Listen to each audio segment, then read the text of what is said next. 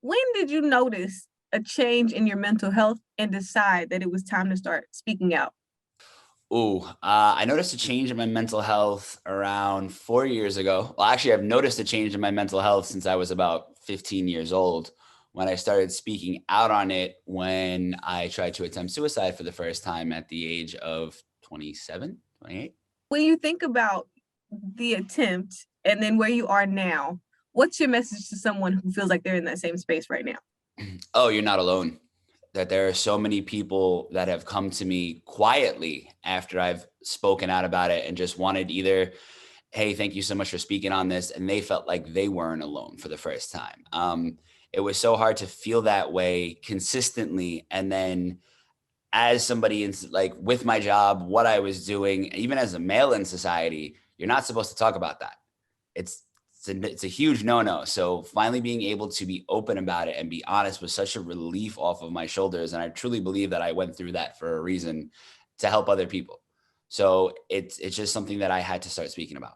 For children, since you are writing a book for children, why do you think it's important to start them early on learning about their minds? Well, if we're going to change the stigma, you got to change it before it starts, right? So there's now indications and we're seeing research being developed that children are starting to commit suicide at the age of 10 years old.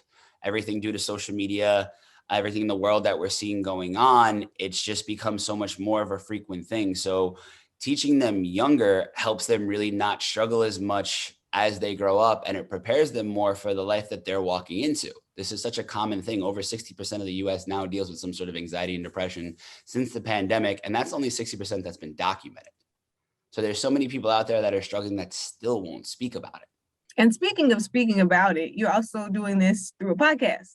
I have a podcast as well. So I have a podcast called Chaos Controlled, which is I've been in the hospitality and entertainment industry since I was 15 years old. There is such a stigma revolving around both that you have to have this persona 24/7.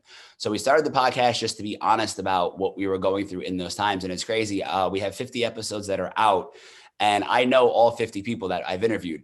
I did not know most of the struggle that these people were going through. And some of them are my best friends in the whole wide world that I had no idea what they were dealing with. When you think about the way that we've progressed with mental health, it's not as stigmatized as it used to be. What do you hope the end goal is? It's not as stigmatized as it used to be, but there's still such a massive gap. And I feel like some of these companies, everything are doing just because it's kind of trendy at the moment, but they're not really pushing through with it. The goal, as I said, would be to change the stigma. It would be to make it so that you can have a conversation about it and somebody doesn't give you a weird side eye. I mean, one of the worst days of my life, I felt like, is when I started going back on medication and I went to a CVS to pick up my prescription and then somebody said it out loud.